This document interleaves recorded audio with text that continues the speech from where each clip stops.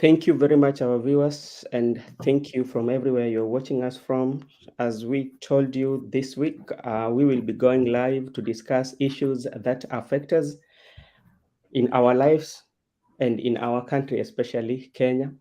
And if you're new in this channel, you can subscribe and share. And if you've already subscribed, you're welcome also to stay. And you have also an opportunity to give us comment where you feel we are not doing good, so we can grow together. And as we continue to discuss these issues, today we have one of my best friends, is Mr. Ndeito. I will give him a chance and to introduce himself before we unpack on our topic. Mr. Ndeito, welcome to this channel. Is still is still in a very zygote stage. It's something that we are trying to make it grow. So you can introduce yourself to our viewers and um, tell them who you are, and then we can dive into the discussion.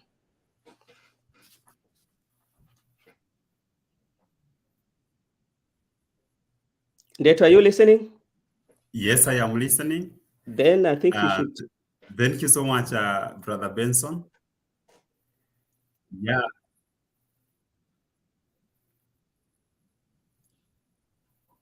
I don't know where the echo is coming from. Oh, you are listening to some echo from my side. Yeah, there is. Okay, just introduce yourself as I see where the echo is coming from. Just introduce yourself.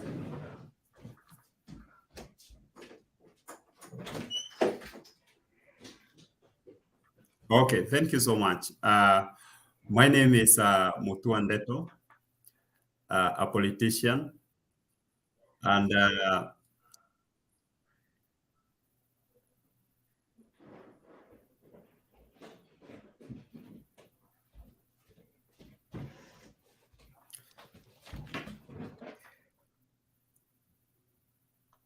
Are you okay now?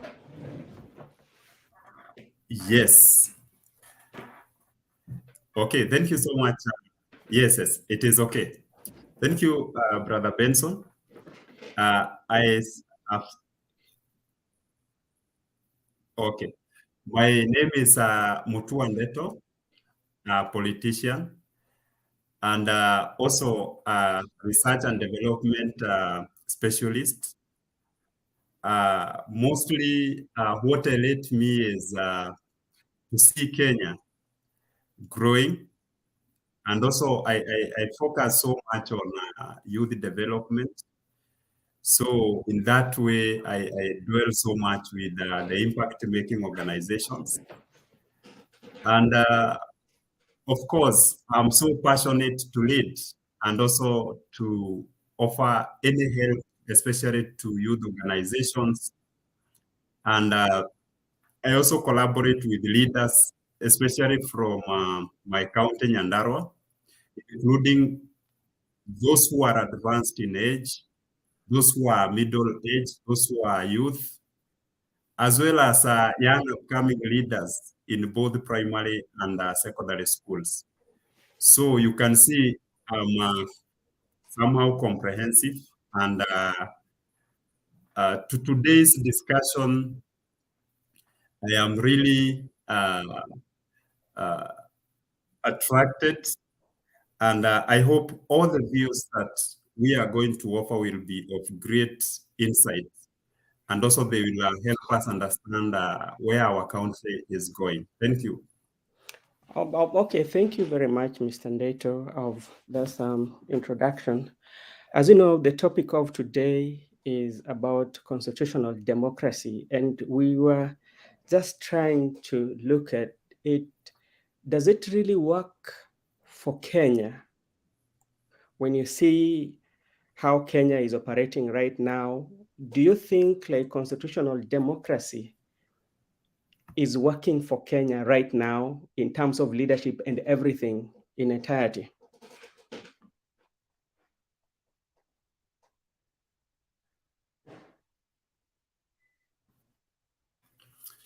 Okay, a good question.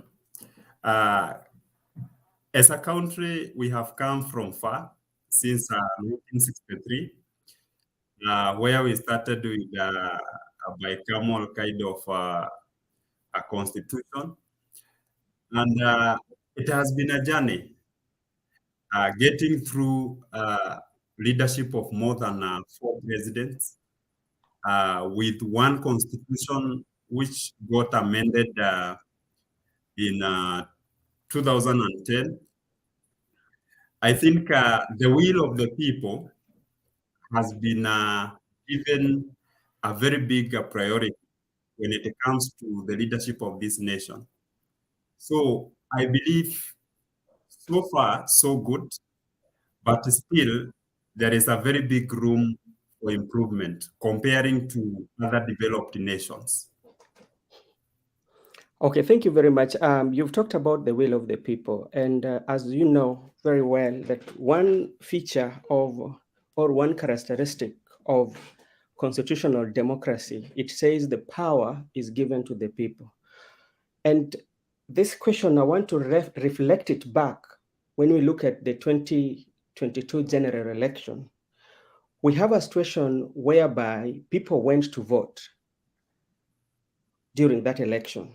And during the voting, when it came a time to announce the results, we had the 4 commissioners who had their own opinion on the results, and we had another 3 commissioners also who had like different results. Both the 2 parties did not agree on the result. And when you come to constitutional democracy, it says the power is given to the people. So how then would we say, based on the circumstances whereby 2 opposing sides have different sides, they don't agree, yet they're one commission, how then would we say then the power then belong to people? How can we say that in the constitutional democracy? Okay, thank you, Brother Bernard. But I don't know where the echo is coming from because there is a lot of interplay. Or from maybe, I don't think, because like I'm good here. I don't know where it's coming from. Maybe. I don't know whether you are hearing the same. No, I'm good. I don't hear the same.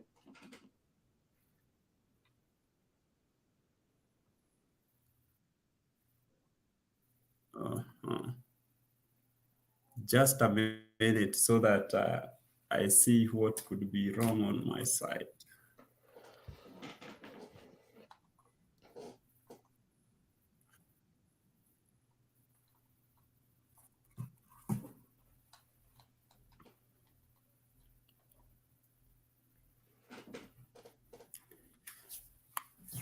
Okay. You fixed so it? To address your question, Yes. I would say that despite that there were differences among the electoral commissioners, it is the disparity is okay because you see this was a highly contested kind of an election, and all the parties in a way they had interest, and all these commissioners, we can say that from a point of oversight, from the point of the processes, they were acting independent. And that is how they are expected to operate. But when it comes to a point where maybe there is the disagreement to announce the presidential election, which solely should be announced at the Bomas of Kenya, there were a lot of factors that these people brought on board before they relayed out the outcome of the result. Having learned from the previous elections like the 2007, as well as even the 2017, there has been issues of post-electoral kind of violence. So, in a way, they were to be very sure on what they were relaying to the people, because the outcome could bring a lot of uh, mixed reactions when it comes to maybe the emotions of the people. Many people had invested in the same. So, despite that, we are saying the Constitution, one of its essential principles is that the majority have their way as minority get their rights. I believe the difference was not their difference was not so bad because it was only on the presidential election. And I think from the point of democracy, it is good to have such a disagreement. Although maybe independent agencies like the judiciary, other people who are oversighting the whole process, uh, in their knowledge, they knew that these results could have been challenged. And I think this created a very good environment when it came to the relay of the outcomes. Yeah, I agree with you, but where my question might be, find it very difficult because if they say that the power to the power belongs to people, and now we have, for instance, an old lady from a remote area part of Kenya woke up very early in the morning and went and did vote. And at the announcement of the presidential election, you find that people do not agree with it. And this one create a picture whereby, for instance, the Cherera 4, they were pushing, they had maybe their masters that they were pushing their interest, and the three also had a master that they were pushing for their interest. But this old woman is among the people, right? So who is taking care of her interest such that her votes would count, and say, she would say that I practice my right to vote and I put in the government that I want, that do not have disagreement when it comes to results. That I want, that do not have disagreement when it comes to results.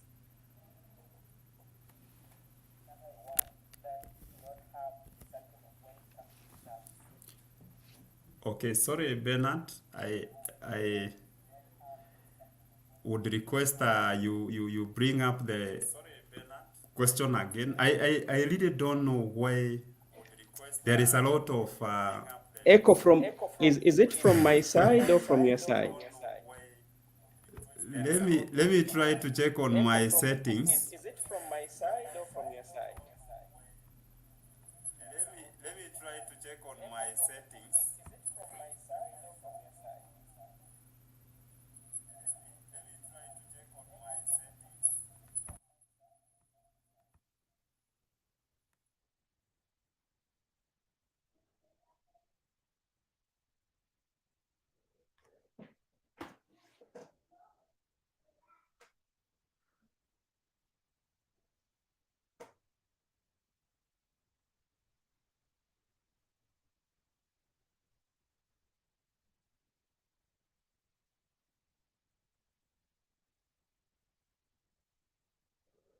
Did you find the solution?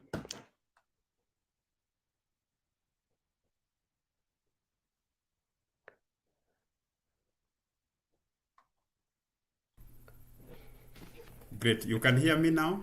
I can hear you very well. Yeah, at least now I think the echo has gone. I can hear you very well. I think I'm also getting the same echo, so I don't know where it's coming from. I think I'm also getting the same echo, so I don't know where it's coming from. If you get to settings, Mm-hmm. then you check on audio, then you cancel echo. Yes, I Then did there that. is echo.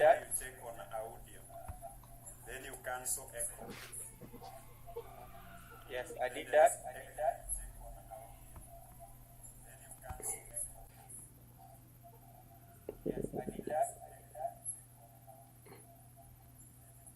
So the technical on, is it on my side or your side? So the technical on, is it on my side or your side?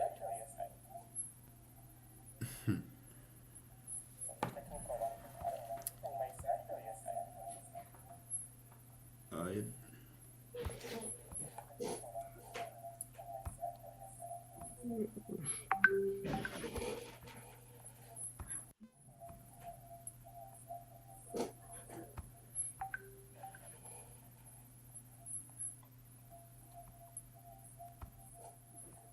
Did you fix it? Did you fix it?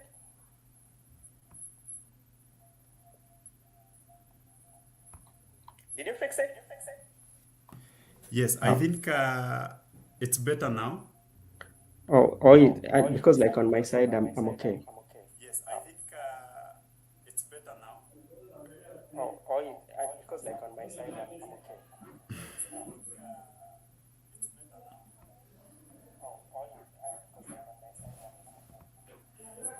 I can ask you now. I can ask you the question. Yeah, yeah. Move on. I can ask you now. I can ask you the question. Okay, my question was, when we say the power belongs to the people, that is like one feature of constitutional democracy. And you find in Kenya, there was an old lady somewhere in a remote part of the country that she woke up very early in the morning and voted. And during announcement of presidential election, there was a disagreement on maybe who won or who lost the election. But the constitution say the power belongs to the people. So who will take care of the interests of this lady? Because from the onset or from during the disagreement, it seems like the 3 commissioners and the 4 commissioners, they were not pushing the interest of Kenyan people, but they are pushing the interest of their masters from the look of things. So that's my question. Okay. The elections in Kenya, possibly you will find that the contestants they were so much on maybe the individual, but not people oriented, and that's why you find a lot of friction when it comes to the announcement of the election, because despite having two strong uh, two strong parties or coalitions, that is Kenya Kwanza and Azimio, you find also still these guys are not so much into the technicalities of how these parties are structured or the kind of promises in terms of structures that they were able to promise the people. It's about interest. These people had invested so much. And that's why you will find that regardless that such a case of that old lady who woke up very early, went to the line, voted, then went back home, then the results were released against her will, and also witnessing all the dramas that happened on the television, you will find if there were malpractices, maybe at the constitutions as the constitution level, there is no way the voice of this lady can be heard. Or also, as far as the votes were already counted, the commissioners could only discuss or try to bring to light on what was already counted. So as far as our processes, our electoral process is not sanitized, and also the people leading or maybe safeguarding the whole process do not have integrity, then you will fight what the Constitution intends, which is giving people the power to decide and also come up with various decisions like voting. That right you will fight will not be there. So, and that's the unfortunate situation in Africa, not only in Kenya, because you find leaders are so conservative, their followers still, they have interest. So it's like who will win, who will lose. And after the election, you'll find people start campaigning. So it's not a constitution. It's not an election of policies. It's not an election of something that will bring growth to the people.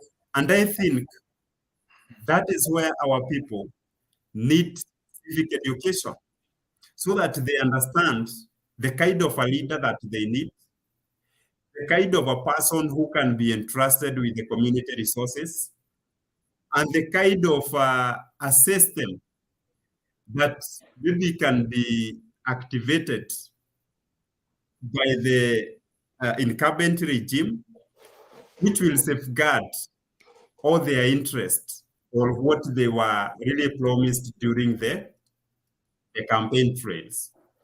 Okay, I hear you. So, in a nutshell, you are agreeing with me that the constitutional democracy, it's still something that the Kenyan population still doesn't understand it, or because it outlines everything that should be done, be it election or be it leadership, be it the officers, what qualification do we need for you to be in that office? It's outlined in the constitution because they say it's the law of the land. Yes. So in a nutshell, you still believe that constitutional democracy still does not work for Kenya?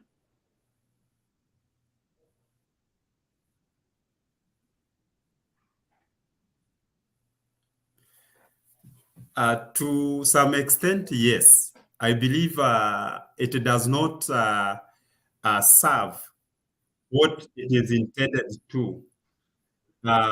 This could be alluded to poor leadership. This also could be alluded to low literacy when it comes to the citizens. You know, you will find many leaders will tell you what you want to hear. Many people do not understand even their rights from the Constitution. You'll find people living in marginalized communities or places, people who do not know even the development, people who do not know what right they have, or they should even marshal or ask the government to fulfill for them. So we really need very, very honest people to cling into the positions of power so that when they come to exercise or to make laws, they will bring inclusive kind of agendas. They will also ensure that the people, the interest of the people is presented.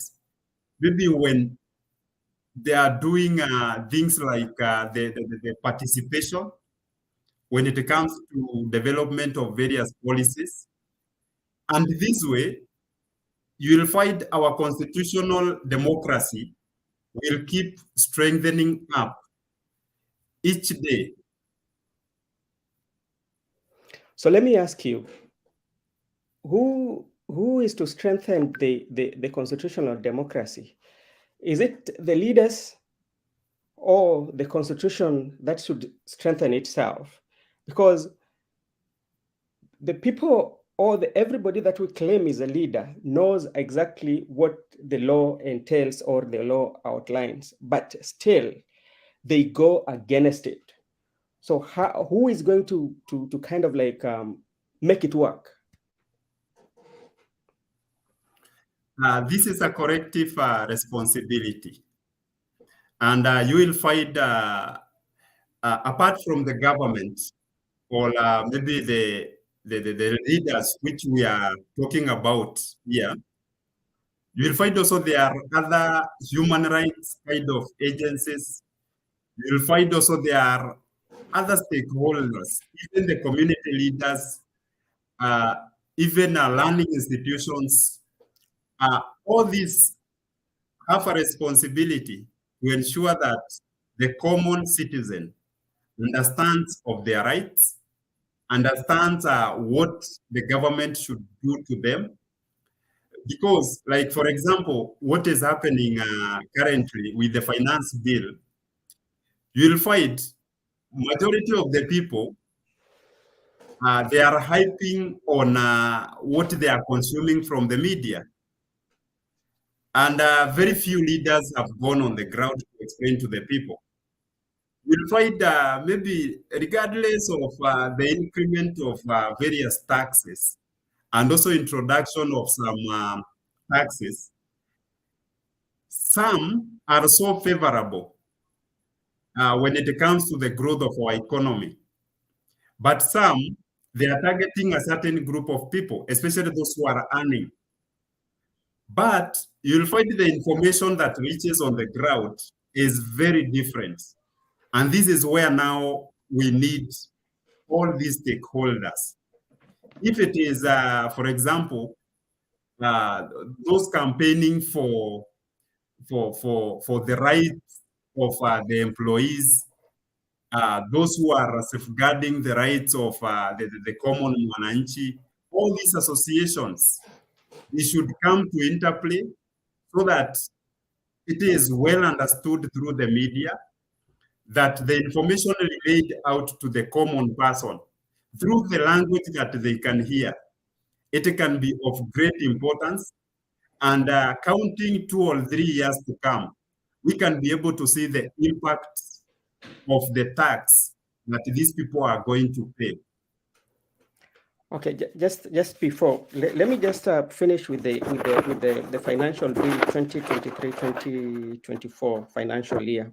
You've talked about the taxes, and it's one of the financial bill in the history of Kenya that has been discussed, be it in media everywhere. But my question comes in at one place that I think so many people have opposed so much when it comes to house levy. First of all, it was a house levy. Then later it became tax. They say now it is a tax. How do you reconcile a situation whereby somebody is working very hard and he's being taxed at a rate of 1.5 from his salary, and the employer also gives it at the expenses of giving somebody a house who is not working? How do you reconcile that?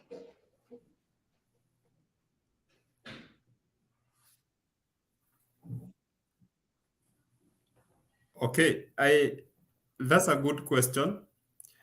To begin with, this is not a case that really applies to our country, Kenya. This is a proven model that has worked in other fast-growing economies, and the benefits are so many. And from the angle of Kenya having a lot of youth being unemployed, we say that Kenya is a youth population, where over 75% of its population are young people below that 5 years. The burden of youth unemployment, for instance, is so huge. Those who are lucky enough to have gone through the universities or education system, they get even employed which is a very small segment, like 15% of the total population. It is well unto them. But you will also discover that 85% of the young people, they rely either on the informal sectors, and majority of them end up even not having any employment. And that's why you see the issues of criminalities, the issues of lack of security, the issues of other uncalled behaviors mushrooming in societies. So I believe when someone is who is earning a scatter percent, 1.5% of what they earn, so that they can bring development that is going to create employment among the millions of people, in a way, that's a brotherhood, a brother, help a brother or help a sister kind of an initiative. So in a way, it's something, look at the way NHIF is done. It's something that is not refundable, but its benefits are also so many. When you see like the kitty of NHIF, you'll discover those people who are paying so little and those people who are paying so high, they are able to access the very same services. But for housing, they are saying that there are those people who have already taken mortgage and maybe they have built very good houses. So if we say it is optional, then you'll find very few people will be able to like accept it. And this will not achieve the intention, which is to give as many young people jobs in the construction sector or any other informal kind of a sector. Okay, on the employment, especially when it comes to house levy, how sustainability it is, because you're not going to convince me that for the entire time in the Kenya history, we are going to construct houses whereby this is the place whereby all the youth are going to get employment. And with this employment in this construction site, if proper working environment is not put in place for our young youth who we say will get on this employment in this house levy, how are we going to work about it? Because we will build, and then after everybody getting the house, that is done. So after that, what will happen to the youths who are in this employment?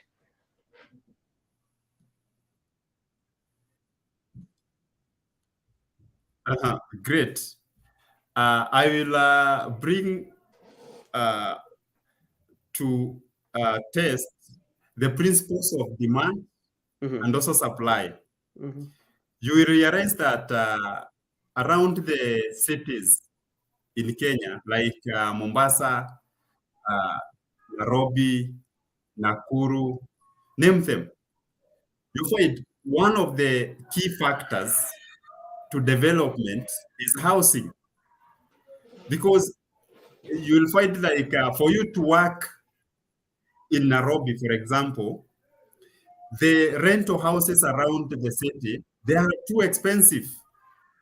This is because there are no adequate housing to serve the ever expanding population.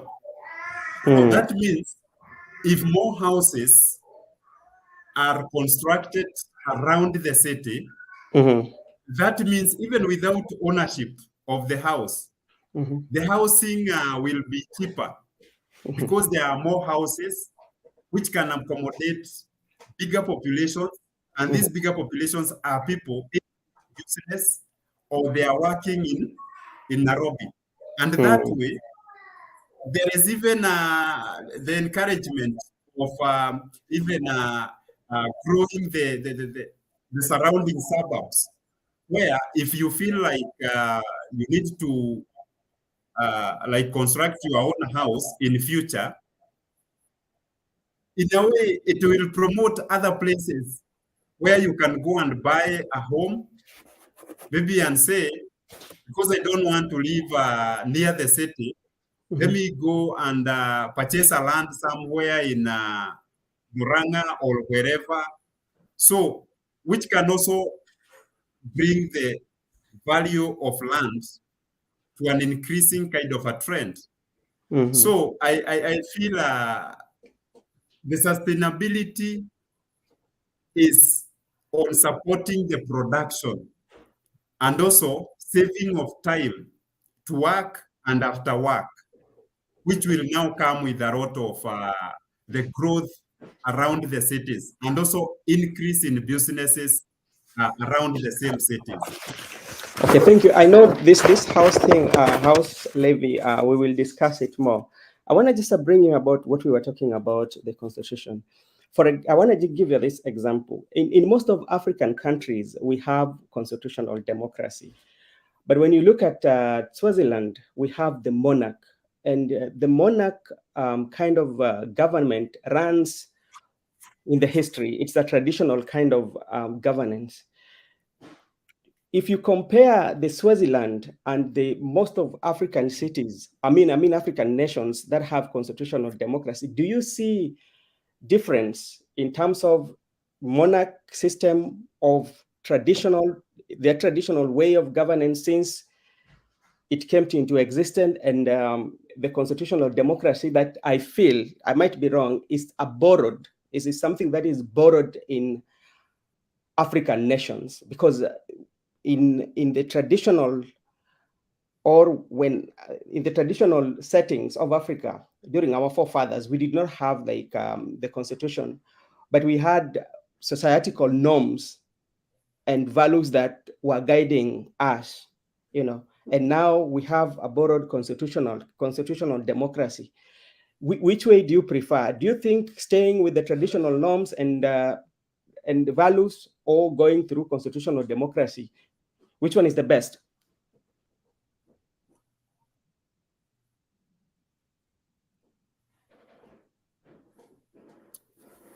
Okay, I would say constitutional democracy is somehow way far good. Because when you talk of the monarchical system, this is where there was inheritance of the power systems. Like, if you do not come from a certain family, then you may be disregarded to be a leader just because you do not have those attributes. And also, you can imagine leadership or something like the political governance is all about interest. And for example, in Kenya, you'll find there are some families which has ruled for way so long. And whatever they have been doing, it has been proved that it does not bring so much, it has not brought so much development in the economy. Each and every day you hear about corruption cases. So these resources which are meant to be public, they go to individual families or even individuals. So what I would say is in a constitutional democracy, number one, the fundamental of the basic rights is well entrenched, where things like given a right to own property, given a right like to health care, education, which brings equality when you are distributing resources to the people. Then also the freedom of expression, you are given a freedom like to contribute or to participate in either political, economic, or even some other social events or activities. Then also justice. Justice, you will find it is well guided. even if you are caught in the wrong, there is a procedure on how you should be examined, on how you should be taken through the whole process until you are proven guilty. You see? And also, when it comes to even openness, look at the freedom the media has been given. So I believe we cannot compare the traditional way of governance with the constitutional democracy, because it is a government that is guided by the law. And if you know the law, then you can even challenge the very same government. So, in a way, you have a role to contribute to the government. You have a purpose to bring the change that you need. And even sometimes, if you find things are not done so well, you can whistleblow, and the right agencies can check the balances. Agency like the judiciary, you know, they are given that power to be able to oversight what the executive and the legislatures are doing to ensure that the rights of the people are met. Okay, on the same constitutional democracy, we've always seen when we are having our election in Kenya, and you find like the Western countries always have their preferred candidates. And at the same time, our constitution say that Kenya is a sovereign state. How then would we say that it is working? Yet you find like Kenya is so much independent, but you still find like the Western countries still has people they prefer that should lead to an extent whereby they could sabotage another person or another candidate in favor of another. How is that one working with the democracy if we say that we are independent under constitutional democracy? Interference from other powers.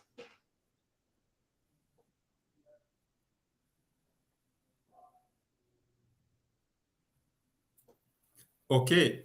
Number one, I would say the government, the one we are saying of the people, for the people, by the people, it requires resources to run. And you find there are various revenue streams for the government. You can take loans, you can correct the taxes, you can also be given grants as well. The trades, you find, for example, like you have given the example with the Western countries, like the United States. There are very many trade treaties you find playing around with our infrastructural development.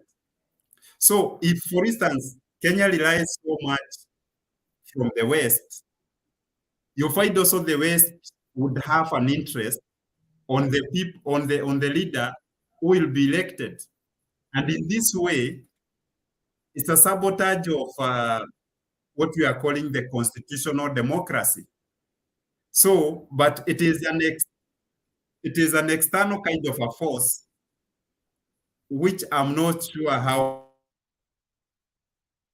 but it's all about interest and allies. Okay, in the same context of what we are talking about, as we speak today, we do not have commissioners in place at IEBC right now, and time is running out of time is running out. We are almost a year. Yeah, we are almost counting like around 4 years before election, and the election is a process. So, do you think we are at the right track as Kenyans?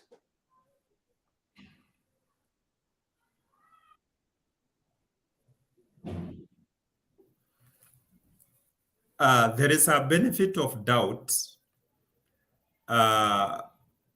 because you will find the politics played in the country, Kenya,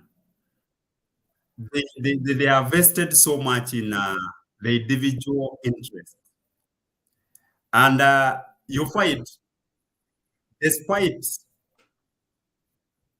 people maybe getting so focused on the policy issues or the policy structures, you'll find people like creating a lot of discussions on non-issues.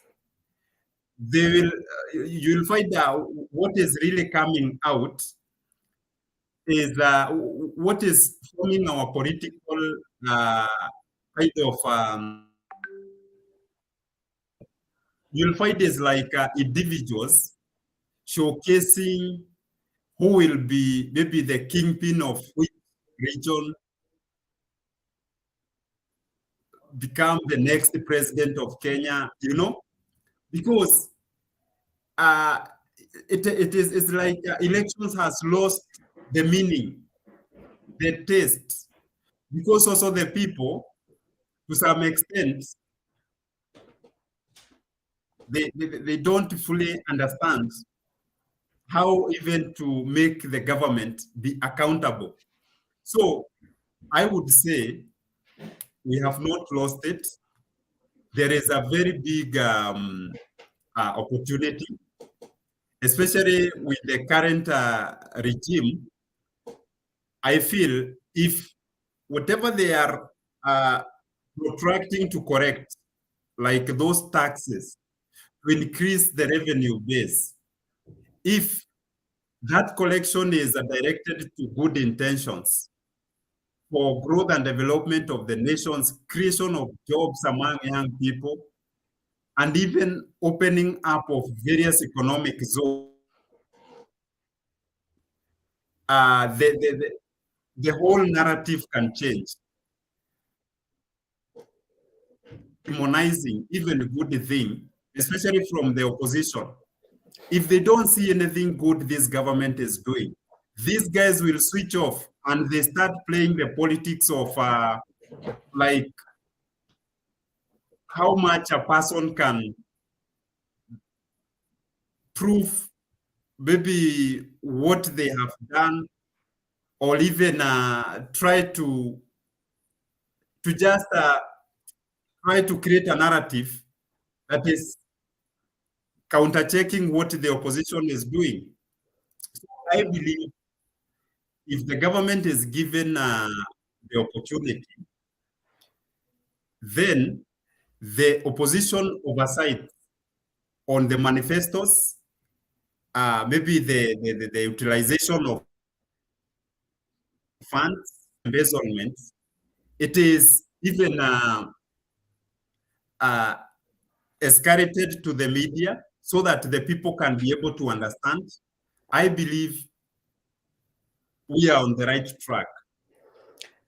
Talking of opposition, in your own opinion, do you think the opposition is doing what they ought to be doing by questioning the government where the government is not doing it right, or do you see some kind of like weakness in opposition?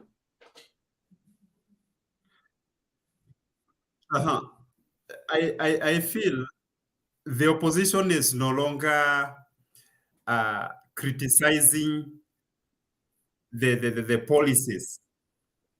They are so much on who will appear on the media or who will create relevance on the media.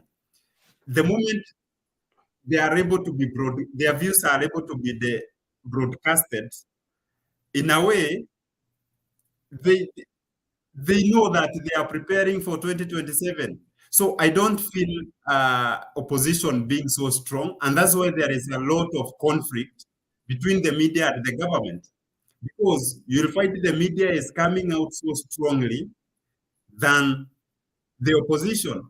Look, for example, the the scandal of the cooking oil, the way the media articulated from how many barrels we expected as Kenyans, how many containers that were needed to carry all these barrels. Then, in comparison with what was found on the port, I did not hear that information from the opposition. And they can only come out when the Minister of Trade and Investment attacked the media, for example. That is the point where you hear the opposition saying that, there is a freedom of expression. We should ensure that every process remains open, But I was really expecting such kind of an oversight or articulation or assessment of the whole scandal to come from the opposition. But and the words are, or like the opinion of most people, including myself. I think CS Moses Kuria is very mad and saying all those not good words to the media because they exposed some of the wrongdoings where government has lost a lot of tax. If it could have been opposition, I don't think Moses Kuria could have done the same. He could have taken another route, not the same way he has taken with the Nation Media Group.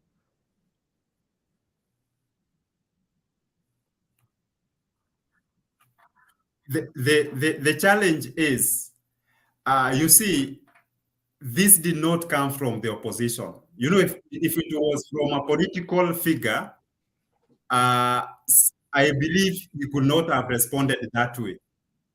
The issue could be, if you find any challenge, go to the court of law and let us examine the whole process. But the fact that it is the media, then you are left wondering who leaked this information. Could they be just stories that these people, propaganda, and a lot of things can happen. So where did they get this information? And that's why I'm saying, I believe we should have a very strong opposition who can go and even ask for publicity of some of these documents, especially a tender worth nearly 10 billion, like that one. So I believe they should be so much focused on the processes. Let them keep the government in check. Let them avoid the issues of disruption of day in, day out activities, especially around the city, which will bring disruption to the economy of our country. And in Nairobi, it's one of the hubs that creates more money when it comes to our annual collections. Okay, Themba, sorry, Ndeto. I know we've discussed a lot, and maybe we still have like a few minutes. What is I know you're coming from Mount Kenya, and Mount Kenya has been a place whereby people discuss more about politics. What is your view, the relationship between Mount Kenya and the current president, William Ruto?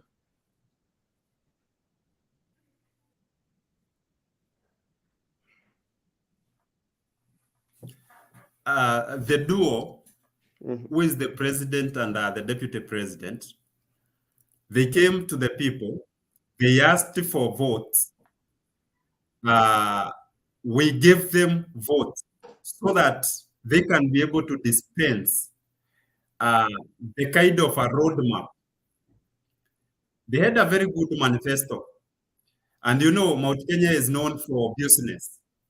So, and some of the things then, it was about coffee, it was about milk, it was about tea. Name them.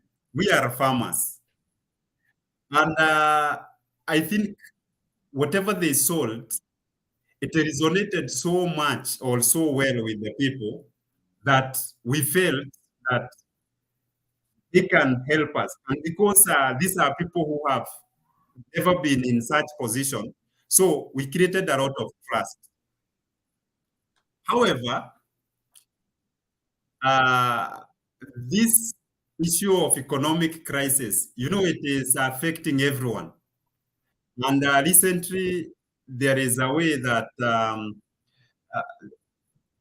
like the deputy president has been talking about the, the, the, the, the illegal groups like Mungeke, for example, they are starting to come over again.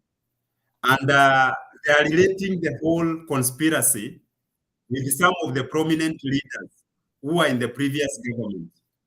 And young people from the mountain, they are asking, we came out in numbers, we gave you vote. Currently, now you are calling us the Mungeke. But I think there is a misunderstanding because if these young people do not have jobs, then they can be transformed to anything by the rich, by being given some little money so that they can disrupt maybe the peace of the nation, development agendas are set by the government. So I believe as Mount Kenya, uh, as far as the president is going to support uh, the key development pillars, which is agriculture, I feel we do not have any issue with the president. Okay. What is your take on Githunguri, Member of Parliament, wa Mushamba? This is democracy. It is, we are in a democratic nation where everyone's views, as far as it is proven wrong, then it is right. I think she is playing her democratic right. And, all this will aid in the ballot. If the majority agree to pass the finance bill, for example, it's okay, it will be passed. If not, then it will not be passed. So she should not be demonized for coming out to oppose the bill. She has her reservations. She understands why maybe she is of that opinion. Possibly, she has gone to the ground and listened to the people. And these people are the ones who employed her. And 2027, if she happens to go against their will, it is not the president who will go to insist or to sell him to the people. It is the people who will say that she has been a very good servant. Let us give her or redeem her chance again. So I think it's very right. And whatever she is doing is good. But like she's got so many backlash from the deputy president, from Kimani Ichung'wah, and some prominent members from Mount Kenya about sabotaging the finance bill for the government that elected her.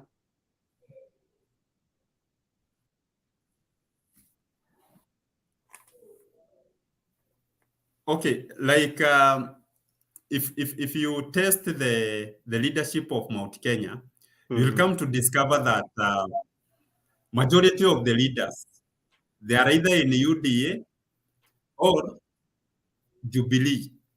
And nowadays you have seen what has happened to Jubilee.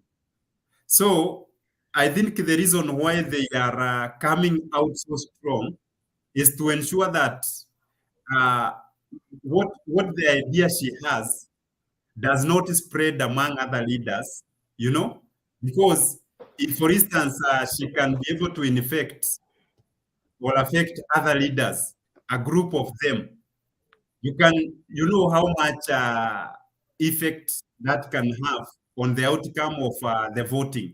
So I think that's why they are trying to bring her down, or maybe not to support whatever she is saying. But it's a right, and she should exercise. Okay. Thank you, Brother Ndeto. And I know this topic is it needs more time. We decided to give it 1 hour, and I'm seeing 1 hour is not enough. So I hope and I believe I will still host you so that we can discuss more of this or any other areas, because I know you are one person who is a leader, because I know you wanted to contest something that I'm not sure whether you contested, but like you've seen what leadership can do based on your aspiration and everything. So I think you are the best candidate for our channel. And I want to send shout out to the following: Simply Val, thank you for commenting. Bernard Oindo, also thank you for commenting. Share this, and you are always welcome here. If you have any other opinion or you have a view that we can improve on this channel, you can always text us or write us a mail, and you can also be hosted in whatever field you are best at. Mr. Neto, maybe you can say the last word for our viewers and our supporters before we wrap up the show.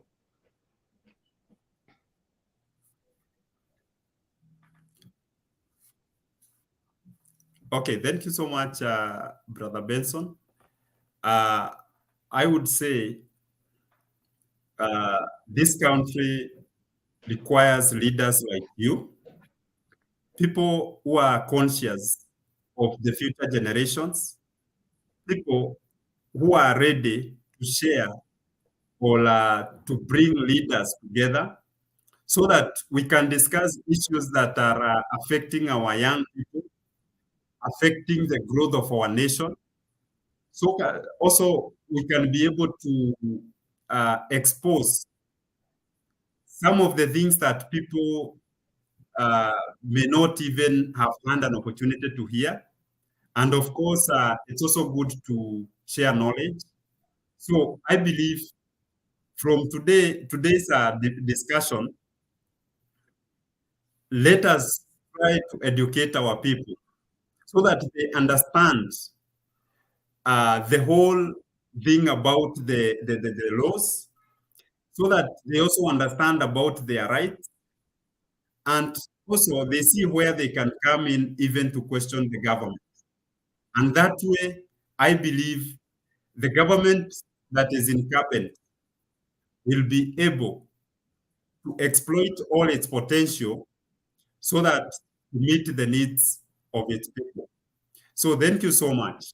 Thank you so much, Bonandeto. And I'm planning to host you again so we can continue with this conversation. And we are also inviting more guests to elaborate on their areas of specialization. So we can see our country moving forward, because at the end of the day, despite the political affiliation, one thing that unites us is Kenya. We don't have any other place or any other country that we might go to. It's only Kenya, and Kenya will always be Kenya, and we will always remain Kenyans. Bonaneto, thank you so much, and let's talk behind the camera, and we will see you next time.